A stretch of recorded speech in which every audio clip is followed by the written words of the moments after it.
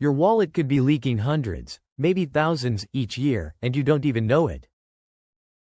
Have you ever felt like you're working hard, earning decent money, and yet, somehow, you don't seem to be getting ahead? You're not overspending on flashy vacations or designer clothes, but your bank account isn't growing at the rate you'd expect. Well, here's what most people don't realize. Wealth isn't just built by earning more, it's preserved by knowing where it's quietly slipping away. Today, we're going to look at 7 hidden costs that drain your wealth without you noticing, and by the end, you'll see how simple changes can actually save you thousands each year. And this is where it gets really interesting. Some of these costs aren't bad luck or unavoidable bills. They're the result of psychological forces, subtle biases, that make us behave in ways that quietly sabotage our finances. Let's jump right in. 1. The subscription creep is when you sign up for small recurring services, $7.99 here, $12.99 there, thinking they're harmless. But over time, they pile up. Let's do the math. Suppose you have one streaming service at $12.99 per month, a music app at $9.99 per month, a cloud storage plan at $6 per month, a fitness app at $14.99 per month, that's $43.97 per month. Now multiply by 12 months, $527.64 per year. Here's what most people don't realize. The emotional impact of small payments feels negligible, so the brain doesn't trigger the same spending alarm it does for big purchases. Psychologists call this mental accounting. We compartmentalize expenses into too small to notice categories. Now, you might be thinking, well, I use these services. That's fair, but here's the objection. Are they all essential, or have they quietly become background noise? If you trimmed just 2, you'd save about $250 per year. And that's money you could invest. At an average 7% stock market return, that's roughly $2,500 over 10 years, from canceling 2 apps. 2. Everyday convenience markups. Have you bought bottled water at the gas station for $2.49 instead of filling your reusable bottle? What about grabbing lunch at $12 instead of preparing a meal for under $4? If you repeat this small convenience daily, the numbers get real fast. Let's say you work 220 days a year.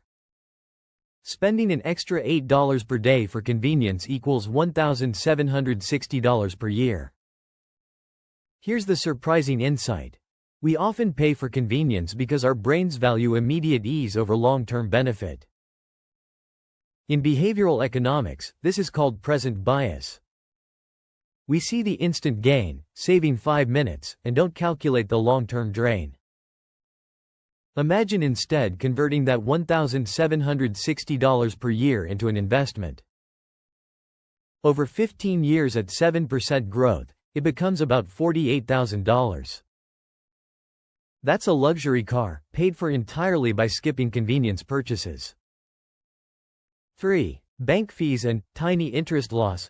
Banks often charge fees for things like overdrafts, account maintenance, or ATM usage.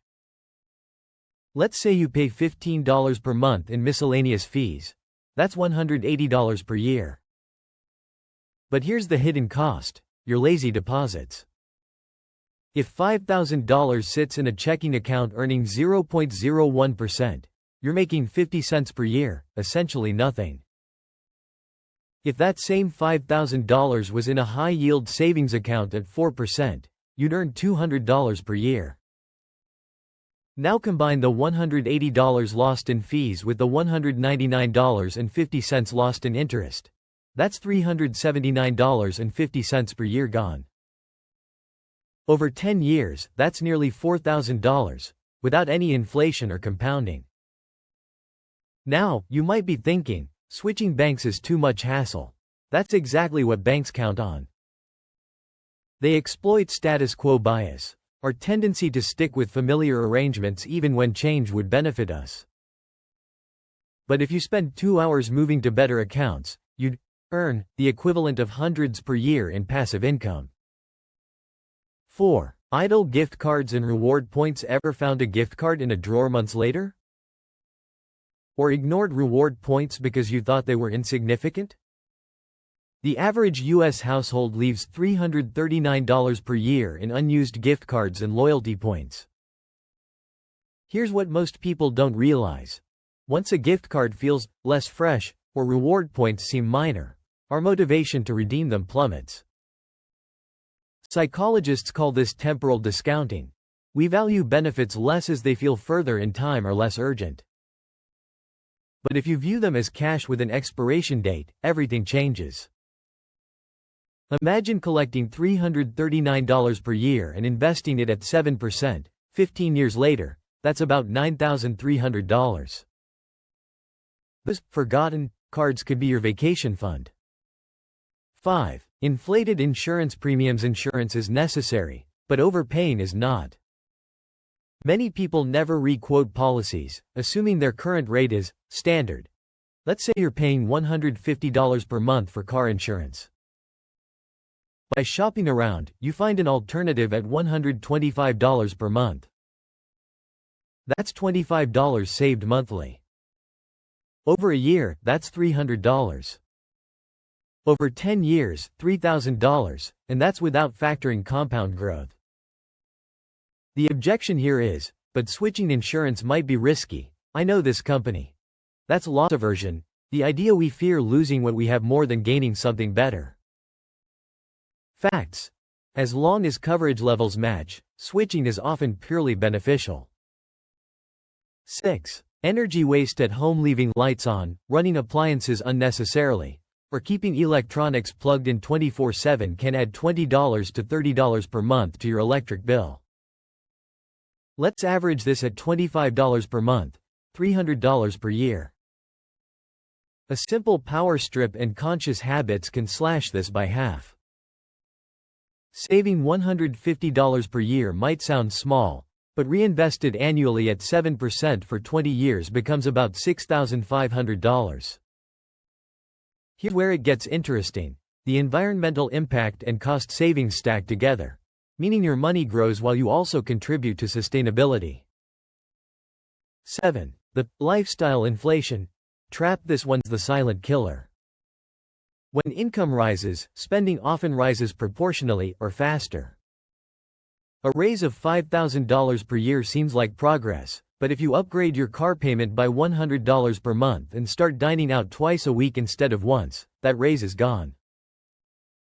Lifestyle inflation feels natural because our brain uses anchoring. We compare our habits now to our habits before, not considering their long-term effect. The key is to hold spending steady and direct raises towards savings and investment. Let's do the math. Channel half of a $5,000 raise into investments annually at 7% over 15 years, and you end up with about $68,000.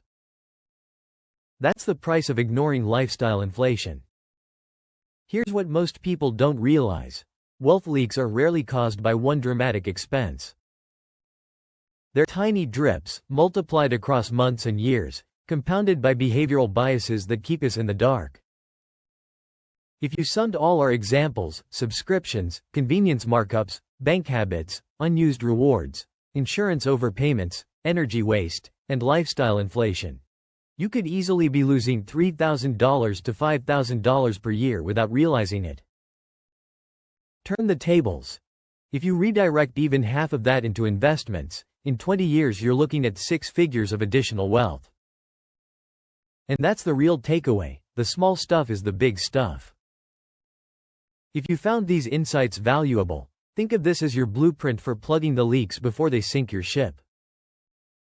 Subscribe to KnowledgeQuest for more deep dives into the hidden psychology of money, and let's keep building not just wealth, but financial wisdom.